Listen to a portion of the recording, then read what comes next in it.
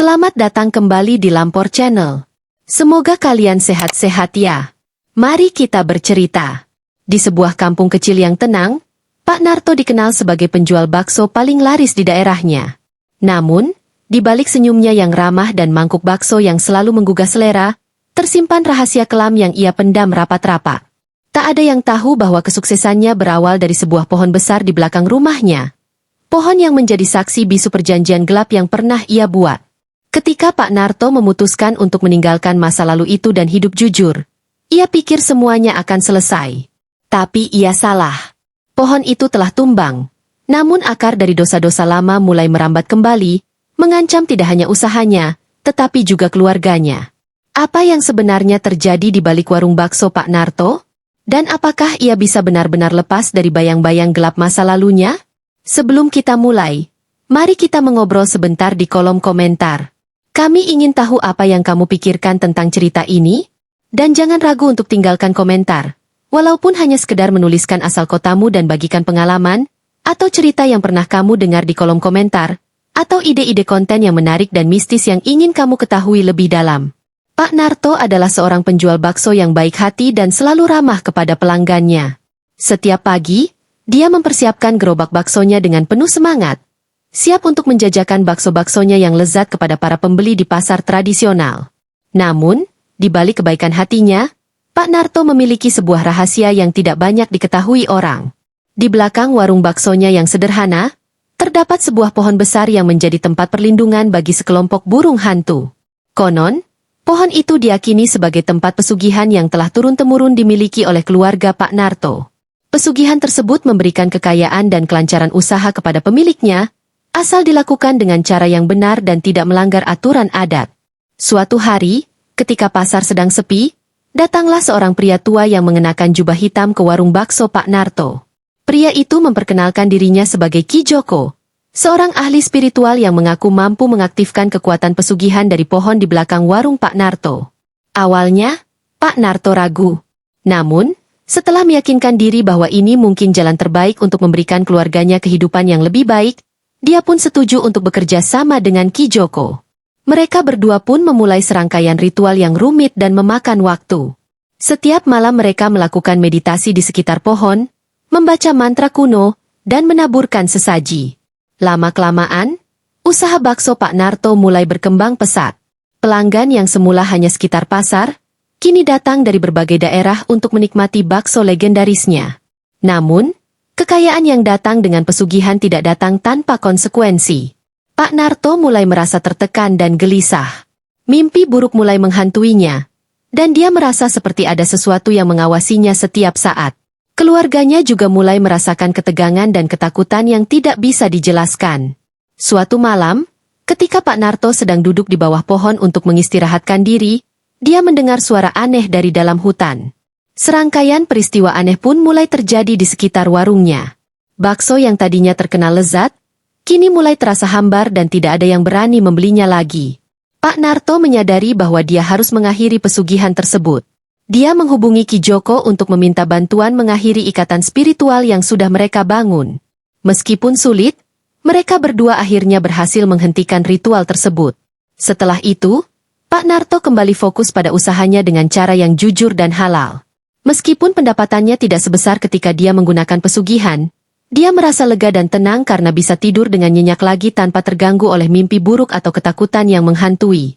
Warung bakso Pak Narto kembali ramai seperti dulu, meskipun kini terkenal bukan karena pesugihan, melainkan karena kejujuran dan kelezatan baksonya yang sesungguhnya.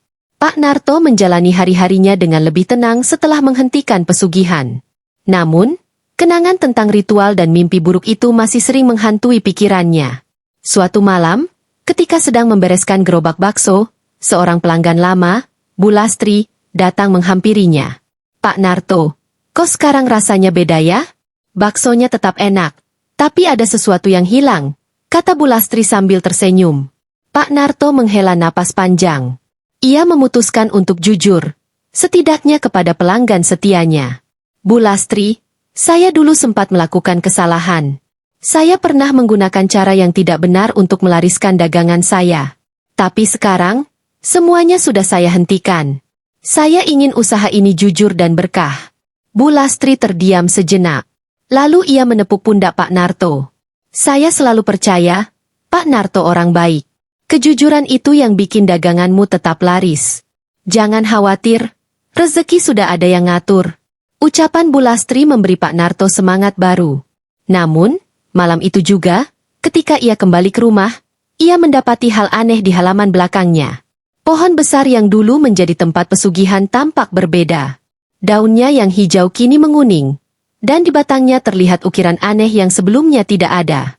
Pak Narto memanggil istrinya, Bu Narti, untuk melihat. Bu, lihat ini. Pohon ini seperti memberi tanda.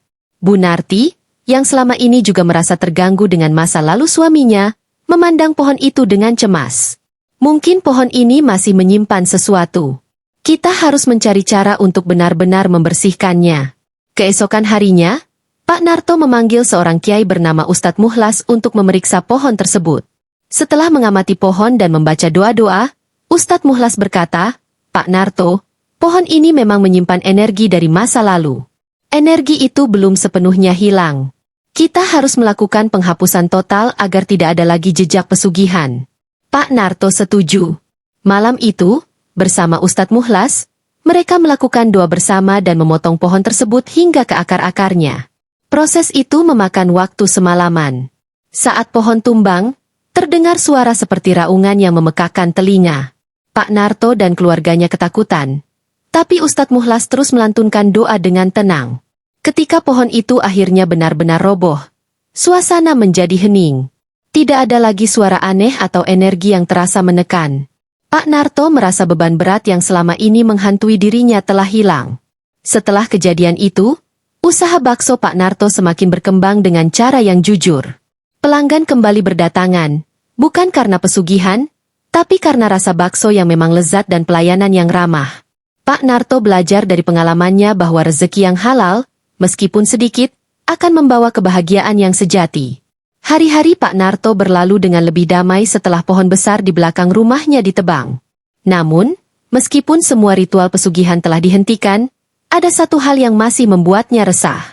Setiap malam, ia sering mendengar suara lirih yang seperti memanggil namanya. Suara itu terdengar dari arah tempat pohon itu dulu berdiri. Pak Narto mencoba mengabaikannya. Namun, suatu malam, suara itu semakin jelas dan terdengar seperti bisikan. Narto, kenapa kau menghentikan perjanjian kita? Pak Narto terbangun dengan keringat dingin. Ia merasa ada yang salah. Dengan hati-hati, ia membangunkan istrinya, Bu Narti. Bu, aku dengar suara lagi. Suara itu memanggil namaku. Apa mungkin ini belum selesai? Bu Narti, yang sudah mulai merasa cemas sejak pohon ditebang, berkata, Pak, kita harus cari tahu lebih jauh. Mungkin ada sesuatu yang belum kita tuntaskan. Keesokan harinya, Pak Narto kembali menemui Ustadz Muhlas. Setelah mendengar cerita Pak Narto, Ustadz Muhlas mengangguk pelan. Pak Narto, mungkin ada bagian dari ritual lama yang belum kau selesaikan. Biasanya, pesugihan seperti ini meninggalkan jejak yang harus dibersihkan sepenuhnya. Ustadz Muhlas mengajak Pak Narto ke lokasi bekas pohon tersebut. Di sana, mereka menemukan sesuatu yang mengejutkan. Di bawah tanah tempat pohon itu berdiri, terdapat sebuah kotak kayu tua yang terkubur. Pak Narto merasa gemetar saat melihat kotak itu. Ustadz Muhlas menyuruhnya untuk menggali dan mengangkat kotak tersebut. Ketika kotak dibuka, mereka menemukan benda-benda aneh di dalamnya. Kain merah, boneka kecil, dan selembar kertas yang berisi tulisan mantra kuno. Ustadz Muhlas segera membaca doa-doa untuk menetralisir energi dari benda-benda tersebut. Pak Narto, ini adalah bagian dari perjanjian yang dulu kau buat. Benda-benda ini adalah simbol ikatanmu dengan pesugihan. Selama ini masih ada, energi dari perjanjian itu tidak akan hilang sepenuhnya, jelas Ustadz Muhlas. Pak Narto merasa menyesal dan takut. Ia meminta Ustadz Muhlas untuk membantunya menyelesaikan semuanya. Dengan hati-hati, Ustadz Muhlas membakar benda-benda tersebut sambil terus membaca doa. Asap hitam mengepul dari pembakaran itu, dan angin kencang tiba-tiba berhembus seolah-olah ada sesuatu yang marah. Namun, setelah proses itu selesai, suasana menjadi tenang. Tidak ada lagi suara-suara aneh atau perasaan menekan yang dirasakan Pak Narto dan keluarganya. Ustadz Muhlas berkata, Insya Allah, Semuanya sudah selesai sekarang. Tinggal berdoa dan terus berusaha dengan cara yang benar. Jangan pernah lagi tergoda untuk mengambil jalan pintas. Pak Narto mengangguk dengan penuh syukur. Ia merasa seperti terlahir kembali. Sejak saat itu, ia menjalani hidupnya dengan lebih sederhana, tetapi penuh kebahagiaan. Usaha baksonya tetap berjalan lancar, dan ia menjadi lebih rajin beribadah serta bersedekah kepada mereka yang membutuhkan. Cerita tentang pengalaman Pak Narto menyebar di kalangan tetangga dan pelanggannya. Banyak yang kagum dengan keberaniannya untuk meninggalkan pesugihan dan memilih jalan yang benar. Pak Narto pun sering diundang untuk berbagi kisahnya sebagai pelajaran bagi orang lain. Hidup Pak Narto akhirnya menjadi lebih damai. Ia menyadari bahwa kekayaan sejati bukanlah harta benda, melainkan ketenangan hati dan keberkahan dalam hidup. Meski hidup Pak Narto kini lebih damai, ada sesuatu yang tidak bisa dilupakan begitu saja oleh penduduk kampung. Cerita tentang pohon pesugihan dan kejadian aneh di sekitar warung bakso Pak Narto menjadi bahan perbincangan. Banyak yang penasaran, dan beberapa bahkan takut untuk membeli baksonya lagi. Pak Narto sadar bahwa ia harus mengembalikan kepercayaan masyarakat. Ia memutuskan untuk mengadakan pengajian di rumahnya. Ia mengundang Ustaz Muhlas untuk memimpin doa bersama sekaligus memberikan ceramah kepada warga. Malam itu, rumah Pak Narto penuh dengan warga kampung. Mereka duduk bersila di halaman rumah, mendengarkan ceramah Ustadz Muhlas tentang pentingnya mencari rezeki yang halal dan tidak tergoda oleh jalan pintas. Setelah itu, Pak Narto berdiri dan berbicara kepada semua yang hadir. Bapak-bapak, ibu-ibu, saya ingin meminta maaf atas kesalahan saya di masa lalu. Saya memang pernah mengambil jalan yang salah demi melariskan dagangan saya. Tapi sekarang, semua itu sudah saya tinggalkan. Saya berjanji akan terus berusaha dengan cara yang benar dan halal. Warga terdiam mendengar pengakuan itu. Beberapa dari mereka mulai mengangguk, sementara yang lain tampak terharu. Bu Lastri, pelanggan setia Pak Narto, angkat bicara. Pak Narto, kami tahu Bapak orang baik. Kami semua pernah salah. Tapi yang penting adalah kita mau berubah. Saya yakin bakso Bapak tetap yang terbaik di kampung ini. Ucapan Bu Lastri disambut tepuk tangan warga. Malam itu menjadi momen penting bagi Pak Narto. Ia merasa diterima kembali oleh masyarakat dan bisa memulai lembaran baru tanpa rasa takut atau malu. Beberapa bulan kemudian, warung bakso Pak Narto kembali ramai seperti dulu. Bahkan, kini ia dikenal sebagai sosok yang inspiratif. Banyak orang datang tidak hanya untuk menikmati baksonya, tetapi juga untuk mendengar kisah hidupnya. Pak Narto sering berkata kepada mereka yang bertanya, jangan pernah tergoda dengan cara yang instan. Rezeki itu harus dicari dengan usaha dan doa. Kalau kita sabar, pasti ada jalannya. Pak Narto juga mulai melibatkan masyarakat sekitar dalam usahanya.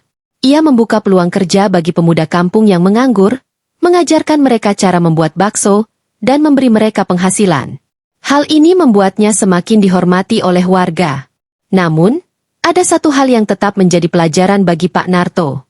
Setiap kali ia melewati bekas lokasi pohon pesugihan itu, ia selalu berhenti sejenak, menundukkan kepala, dan berdoa. Ia berjanji pada dirinya sendiri untuk tidak pernah lagi tergoda oleh kekayaan yang tidak berkah. Hidup Pak Narto kini penuh dengan ketenangan. Ia telah belajar dari kesalahannya, dan menjadi contoh bahwa setiap orang bisa berubah menjadi lebih baik. Usahanya yang jujur dan tulus menjadi bukti bahwa keberkahan selalu datang bagi mereka yang berusaha dengan niat yang benar. Setelah kehidupan Pak Narto kembali berjalan normal, ia merasa bahwa semua yang terjadi adalah pelajaran berharga dari Tuhan. Namun, ujian hidup ternyata belum selesai. Suatu malam, seorang pria asing datang ke warung baksonya. Pria itu berpakaian rapi, dengan wajah yang tampak tegas dan penuh wibawa. Pak Narto, bakso Anda terkenal sekali. Saya penasaran, apa rahasianya? Tanya pria itu sambil tersenyum. Pak Narto tersenyum ramah. Tidak ada rahasia, Pak.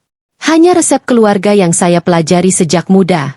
Yang penting, semua bahan saya pilih yang terbaik, dan saya selalu berusaha menjaga kejujuran dalam usaha. Pria itu mengangguk. Namun, ada sesuatu dalam tatapannya yang membuat Pak Narto merasa tidak nyaman. Setelah selesai makan, pria itu mengeluarkan selembar kartu nama dan menyerahkannya kepada Pak Narto. Nama saya Pak Surya. Saya seorang pengusaha. Kalau Anda tertarik, saya bisa membantu usaha Anda berkembang lebih besar. Bayangkan, warung bakso Anda bisa menjadi restoran besar dengan cabang di mana-mana. Setelah kejadian di malam doa bersama, kehidupan Pak Narto berjalan lebih damai. Warung baksonya semakin ramai, dan ia merasa bahwa semua ujian yang pernah ia hadapi telah mengajarkannya arti penting dari kejujuran dan keberkahan. Namun, kehidupan tidak pernah benar-benar bebas dari tantangan. Suatu hari, seorang pelanggan baru datang ke warungnya. Pria itu berpakaian sederhana. Namun ada sesuatu dalam tatapannya yang membuat Pak Narto merasa tidak biasa. Pria itu memesan semangkuk bakso, dan setelah mencicipinya, ia memuji rasa bakso Pak Narto dengan antusias. "Pak Narto, bakso Anda ini benar-benar luar biasa. Rasanya berbeda dari yang lain. Apa rahasianya?" tanya pria itu. Pak Narto tersenyum ramah. "Tidak ada rahasia khusus, Pak. Semua bahan saya pilih yang terbaik, dan saya memasaknya dengan sepenuh hati." Pria itu mengangguk sambil tersenyum. Namun, sebelum pergi, ia berkata sesuatu yang membuat Pak Narto tertegun. "Kadang, apa yang terlihat selesai, sebenarnya hanya permulaan. Semoga Anda selalu kuat, Pak Narto." Setelah pria itu pergi, Pak Narto merasa gelisah. Kata-kata pria itu terngiang-ngiang di pikirannya. Ia mencoba mengabaikannya, tetapi beberapa hari kemudian, hal-hal aneh mulai terjadi lagi. Pelanggan yang biasanya ramai tiba-tiba berkurang. Beberapa orang mengeluh merasa mual setelah makan baksonya, meskipun Pak Narto yakin semua bahan yang ia gunakan masih segar dan berkualitas. Pak Narto merasa cemas. Ia kembali menemui Ustaz Mukhlas untuk meminta nasihat. Setelah mendengar cerita Pak Narto, Ustaz Mukhlas berkata, "Pak Narto, ini mungkin bukan lagi tentang pesugihan yang dulu. Kadang, ketika seseorang berusaha meninggalkan masa lalunya, ada pihak-pihak yang tidak senang. Kita harus tetap waspada dan terus memohon perlindungan dari Allah." Ustaz Mukhlas mengajak Pak Narto untuk mengadakan pengajian rutin di warungnya. Mereka membaca doa bersama setiap minggu, melibatkan warga sekitar untuk ikut berpartisipasi. Hal ini tidak hanya memberikan ketenangan bagi Pak Narto, tetapi juga mempererat hubungan dengan masyarakat. Namun, di tengah usaha untuk memperbaiki keadaan, Pak Narto menemukan sesuatu yang mengejutkan. Suatu malam, saat ia sedang membersihkan gerobaknya, ia menemukan kain hitam kecil yang terselip di bawah gerobak. Kain itu diikat dengan benang merah, dan di dalamnya terdapat benda-benda aneh seperti jarum dan potongan rambut. Pak Narto langsung merasa merinding. Ia segera membawa benda itu kepada Ustaz Mukhlas. Setelah memeriksa benda tersebut, Ustaz Mukhlas berkata, "Ini adalah kiriman santet, Pak Narto. Ada orang yang iri atau tidak suka dengan kesuksesan Anda." Pak Narto terkejut dan merasa takut. Namun, Ustaz Mukhlas menenangkannya. "Jangan khawatir, Pak. Selama Anda tetap berdoa dan berserah diri kepada Allah, semua ini tidak akan bisa menyentuh Anda." Ustaz Mukhlas memimpin doa untuk menetralisir energi negatif dari benda tersebut. Setelah itu, benda itu dibakar hingga menjadi abu. Pak Narto pun semakin rajin berdoa dan menjaga kejujuran dalam usahanya. Waktu berlalu, dan keadaan kembali membaik. Pelanggan kembali ramai, dan tidak ada lagi kejadian aneh yang mengganggu.